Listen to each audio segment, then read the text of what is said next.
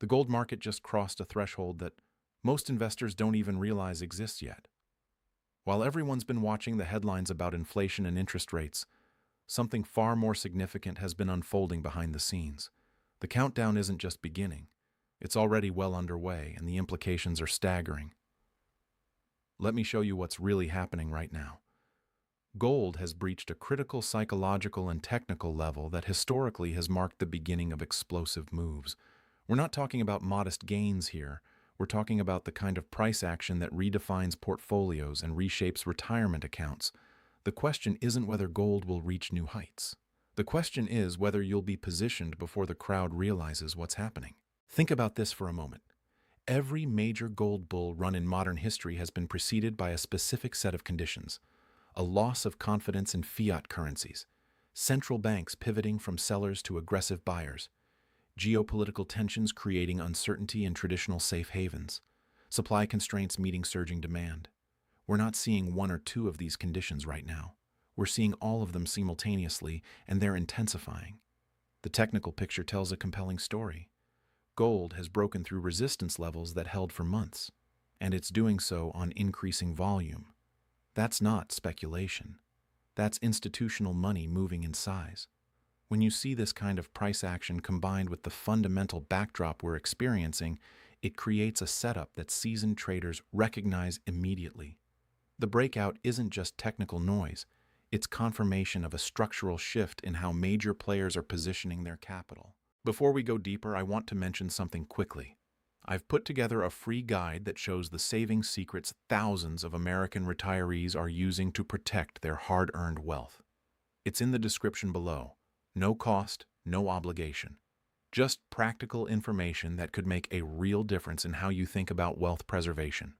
Check it out when you have a moment.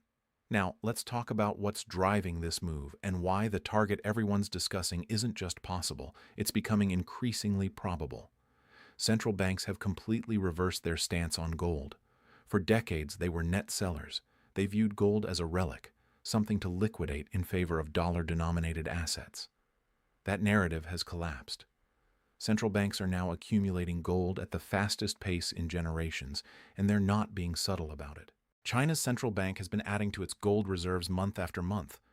Russia has been doing the same. India, Turkey, Poland, Singapore. The list goes on. These aren't small purchases.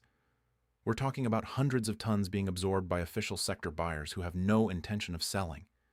They're building strategic reserves, and they're doing it because they understand something that most retail investors haven't grasped yet. The dollar's dominance as the world's reserve currency is being challenged in ways that seemed impossible just a few years ago.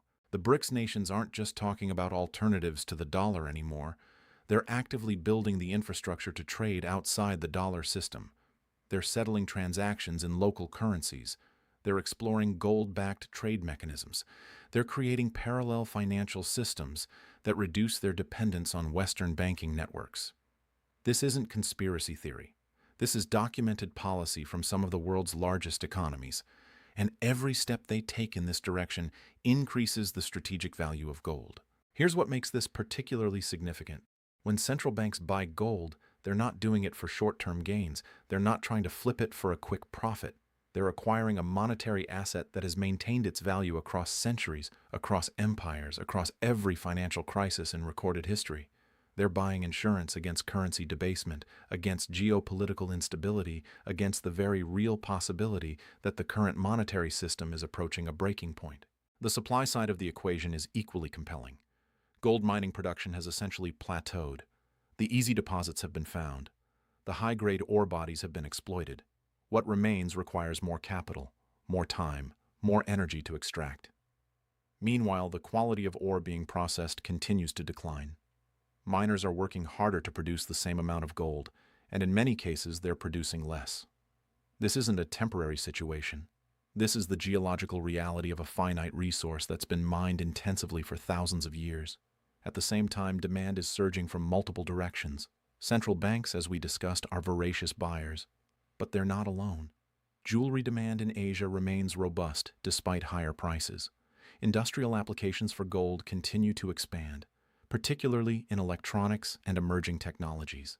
And then there's investment demand. which is just beginning to wake up to what's happening. Exchange-traded funds backed by physical gold saw massive outflows during the period when interest rates were rising and the dollar was strengthening. That selling pressure has reversed. Money is flowing back into gold ETFs, and it's accelerating. Retail investors who sold their positions are starting to buy again. Institutional investors who reduced their gold exposure are rebuilding their allocations. This isn't speculation. This is visible in the fund flow data that gets reported weekly. But here's what most people miss. The gold that was sold from ETFs didn't disappear. It was absorbed by buyers who were happy to accumulate at lower prices. Much of it went to Asia, where it was converted into jewelry, bars, and coins that will never come back to the market. That gold has effectively been removed from the available supply. So when investment demand returns, and it is returning, there's less gold available to meet that demand. Basic economics tells you what happens next.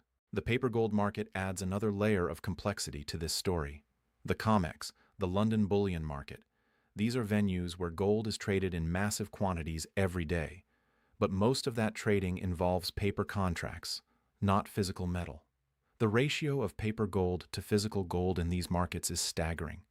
Some estimates put it at over 100 to 1.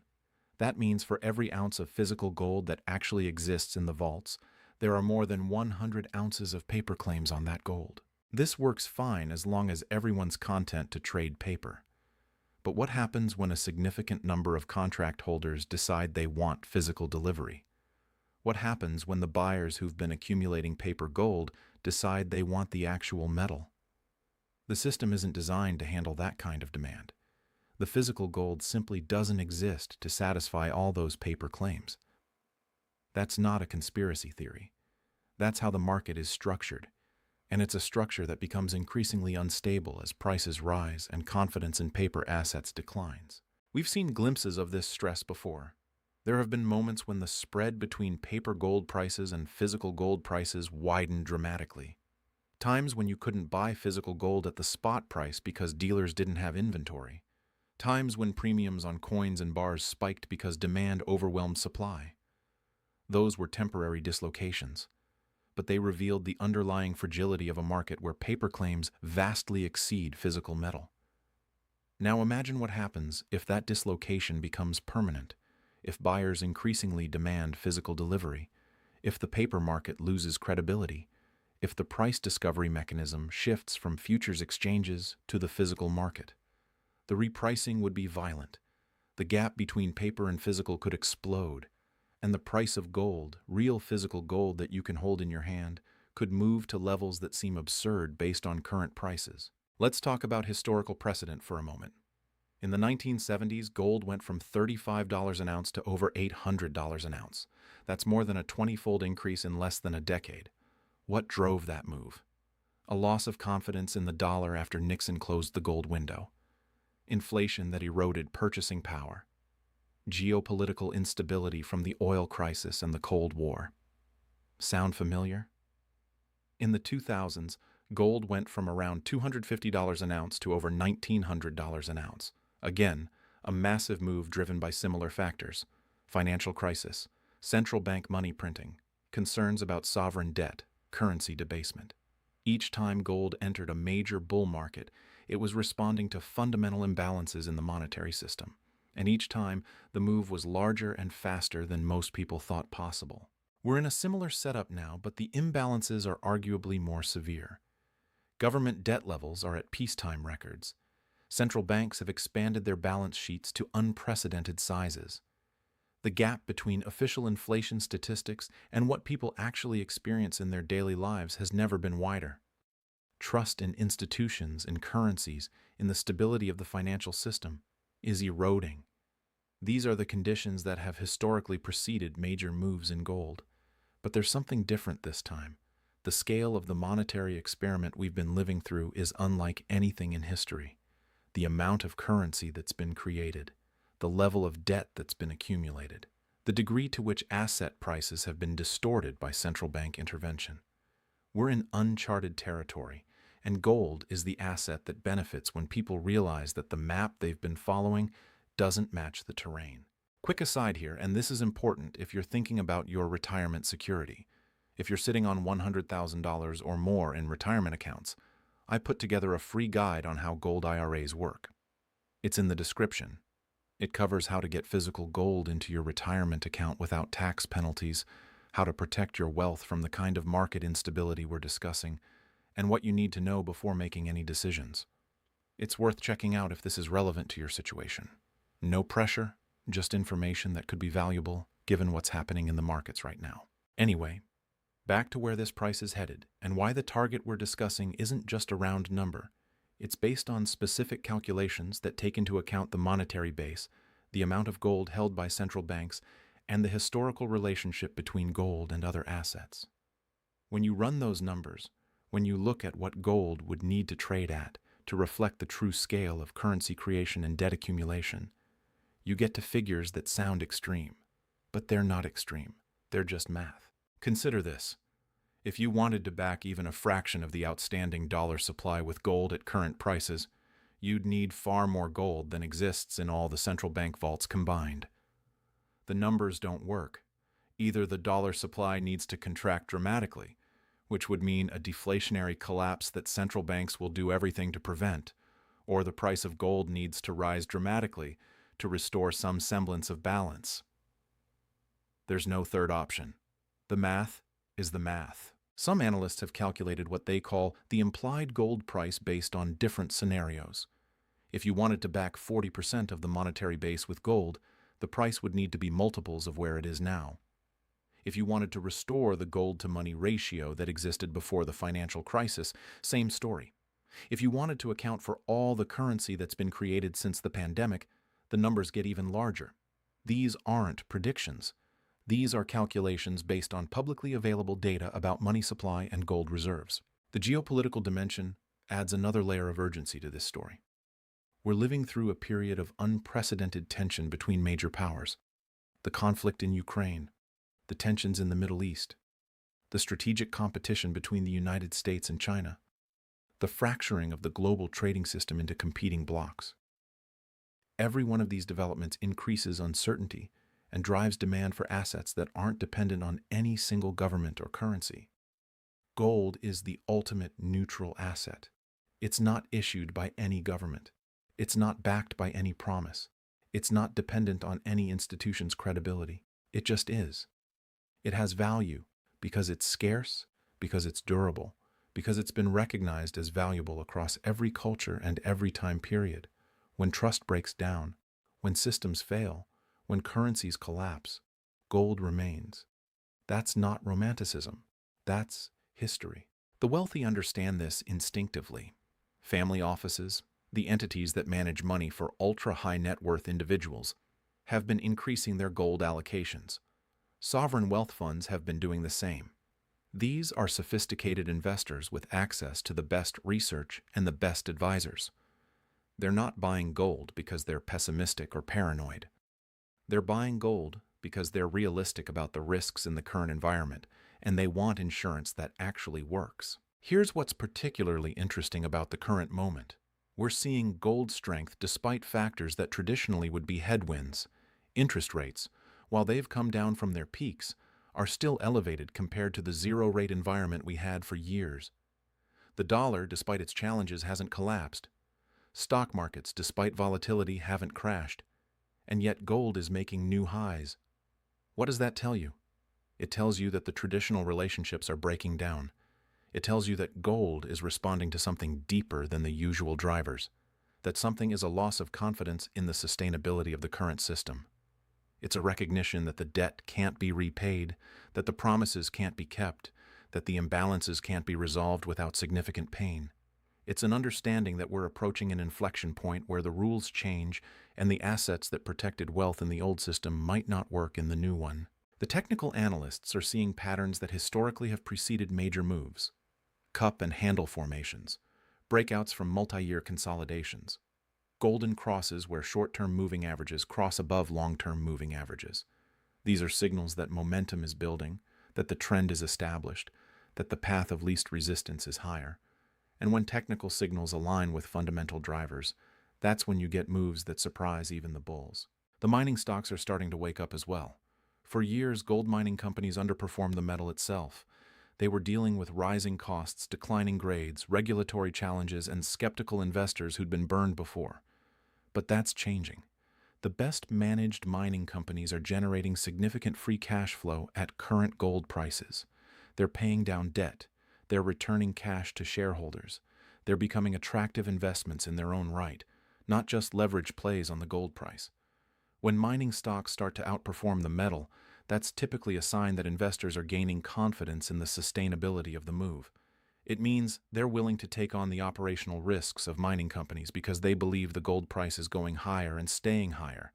It's a shift from defensive positioning to offensive positioning, and it's happening right now. The silver market deserves mention here as well, because silver often amplifies gold's moves.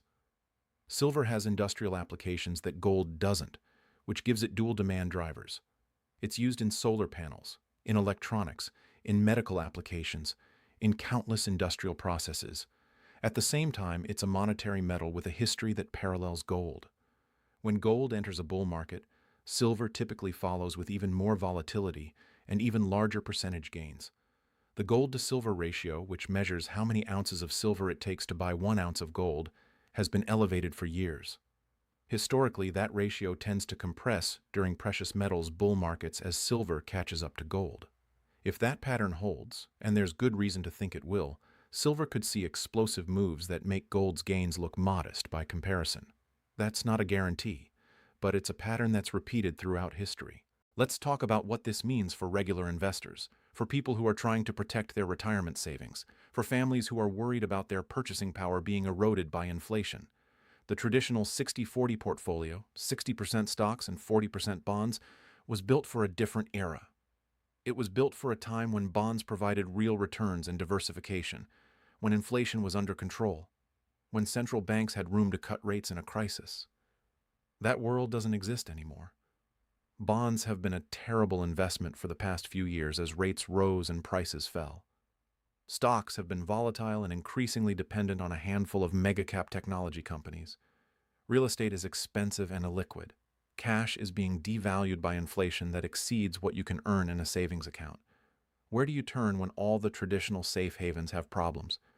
You turn to the asset that's been a store of value for 5,000 years. Gold doesn't pay a dividend. It doesn't generate cash flow. It just sits there. And that's exactly the point. It's not supposed to make you rich. It's supposed to preserve your wealth when everything else is losing value. It's insurance against the kind of monetary chaos that destroys savings and wipes out retirement accounts. And right now, that insurance is not only preserving wealth, it's appreciating as more people realize they need it. The psychology of the market is shifting. For years, gold was dismissed as a barbarous relic, as something only doomsday preppers and conspiracy theorists cared about. That narrative is crumbling. Mainstream financial institutions are recommending gold allocations. Central banks are buying aggressively. Billionaire investors are talking publicly about their gold positions. The stigma is gone, and the recognition of gold's role in a portfolio is returning. This psychological shift is important because markets are driven by human behavior as much as by fundamentals. When sentiment changes, when the crowd moves from skepticism to acceptance to enthusiasm, prices can move much faster than the underlying fundamentals would suggest. We're in the early stages of that shift right now. Gold is gaining acceptance, but it hasn't reached the euphoria stage yet. That's when you see retail investors piling in, when you see gold mentioned on every financial news program, when you see premiums on physical gold explode because everyone wants to own it. The path from here to the targets being discussed isn't a straight line. There will be pullbacks. There will be periods of consolidation. There will be moments when it feels like the move is over and the skeptics were right. But if the fundamental drivers remain in place, and there's every reason to believe they will, those pullbacks are opportunities, not reasons to exit. The trend is your friend until it's not, and right now, the trend in gold is unmistakably higher. Think about the implications of gold reaching the levels we're discussing. It would represent a massive transfer of wealth from paper assets to hard assets. It would validate the concerns of everyone who's been worried about currency debasement and monetary instability. It would force a reckoning with the imbalances that have been building in the financial system for decades, and it would reward the people who had the foresight to position themselves before the crowd figured it out. The countdown isn't just about price targets, it's about a fundamental reassessment of value in a world where trust in institutions is declining and the stability of the monetary system is increasingly questioned. Gold is the beneficiary of that reassessment because it's the one asset that doesn't depend on anyone's promise, anyone's credibility, anyone's ability to print more of it. It's finite, it's tangible, and it's been recognized as valuable across every civilization in human history. The urgency in the title isn't hype. It's a reflection of how quickly conditions can change once a trend is established. Markets move slowly, then all at once. Prices grind higher, then gap up overnight. Opportunities that seem abundant suddenly disappear as everyone tries to get through the same door at the same time. The time to position yourself isn't when everyone else has figured it out. It's when the evidence is clear, but the crowd is still skeptical. We're at that inflection point right now. The evidence is clear, central banks are buying, supply is constrained, demand is rising, the monetary system is under stress, geopolitical tensions are escalating, the technical picture is bullish, the fundamental case is compelling. And yet most investors are still underweight gold or have no exposure at all. That gap between what's happening and what people are positioned for creates opportunity. For those of you who've watched this entire video, who've taken the time to understand what's really happening in the gold market, I want to mention one more thing. That free guide I mentioned earlier, the one in the description about protecting your wealth, there's something extra for people who've made it this far. If you're an American retiree with at least $100,000 in any retirement account, and you mention that you watched this video all the way through, you'll get access to an exclusive one-on-one educational web conference. No obligation, no pressure, just a detailed walkthrough of your options and what makes sense for your specific situation. It's only available to people who take action. So if that's relevant to you, check the description and take that next step. The countdown to where gold is headed has begun, and the clock is ticking faster than most people realize. The question isn't whether gold will reach the levels being discussed by serious analysts. The question is whether you'll be positioned to benefit when it does. The evidence is in front of you. The opportunity is available. What you do with that information is up to you. But remember, in markets, timing isn't everything, but it's a lot. And right now, the timing for gold has rarely been better.